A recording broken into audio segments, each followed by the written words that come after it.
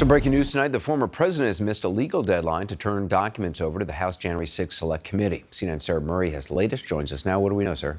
Well, look, the committee just put out a statement saying that they have heard from the former president and his counsel, and essentially they are giving him a little bit more time to begin producing these documents. They said, we have informed Trump's counsel that he must begin producing records no later than next week, and he remains under subpoena for testimony starting on November 14th. So look, in the past with other witnesses, the committee has been willing to push these document deadlines back. What is key is to have some engagement going on behind the scenes, and it seems like at least at this point, this is what's happening, Anderson. So what is the committee's next move? And what happens? So now we wait to see how this plays out. You know, the committee said by next week, the Trump team has to start producing documents. So we'll see if there is some good faith effort by the Trump team to hand over some documents, or to at least say, you know, we can give you these documents, but we have privilege concerns about these others. Or we may see them continuing to try to delay. You know, we don't know if the Trump team is going to try to be in any way cooperative with this committee, or if they could ultimately try to file a lawsuit or something like that and essentially kick the can down the road because they expect the committee's work to expire early on in January. We've asked the Trump team repeatedly today how they're going to play all of this, and we have yet to hear back from them, Anderson. Sarah Murray, appreciate it. Thank you. Today, CNN, the New York Times, and others, including Axios, which broke the story, are reporting that the former president could announce another run sometime on or around the 14th of this month.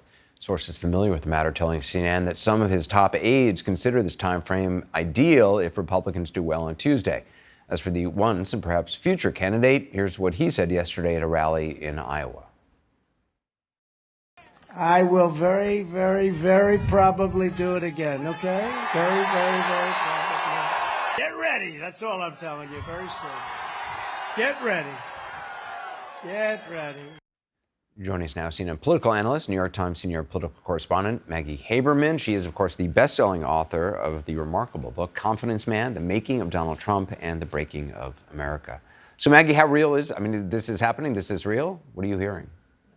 It sure seems so, Anderson. Look, with Donald Trump, you never want to say it's an absolute. Jonathan Swan at Axios was careful not to, but I have been hearing from multiple people that it's likely to be that week of November 14th. They consider it an ideal time, as you said, because it would be right after the midterms. He had been talking about announcing before the midterms. That really worried a lot of Republicans who tried to talk him out of it through various methods, telling him he would be, blamed if they lost. Remember, he loses some things by doing this, Anderson. What he thinks he gains is some protection from Justice Department investigations, and he tries to forestall the rest of the field, especially in a week that Mike Pence's book is coming out. What he loses is the ability to use his outside groups to pay for legal bills. The clock starts on his hard dollar fundraising and hard dollar spending. So it's not without risks, but he has been out of the limelight in a way that he can't stand, and I think that's a big piece of this. Is that what tipped the scale, you think? I think what tipped the scale is always with him getting attention is the biggest deal. I think that wanting to freeze the field and wanting to send a signal to the Justice Department that he is going to make it as hard as possible on them publicly, should they move ahead with any kind of indictment of him, or in Georgia, the Fani Willis investigation, that's a state investigation. I think that all of these are factors. I don't think one necessarily outweighs the other, but I think that he has always thought that getting in sooner rather than later made more sense. Do you have a sense of what his campaign will look like at this stage? Or, is it going to be these big rallies? Does he have staff?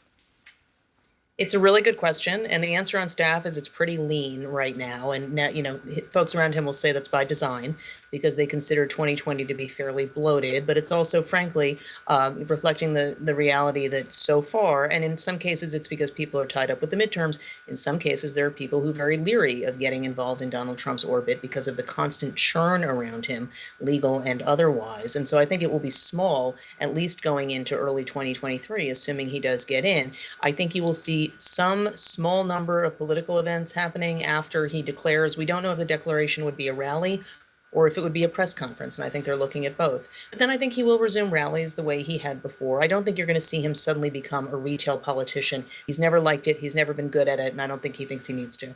You just heard Sarah Murray is reporting that former President Trump missed the subpoena deadline to provide documents to the January 6th committee. Would an announcement complicate any potential dealings with, I guess it would complicate any dealings with the committee? Well, I don't know that it complicates it. I mean, I think it certainly becomes something else that he points to. I think Donald Trump is running out the clock because he thinks that the committee is going to go away if a House majority is given to Republicans after next Tuesday, which at the moment polling indicates it most likely will be. It's just not clear what the margin will be if that happens.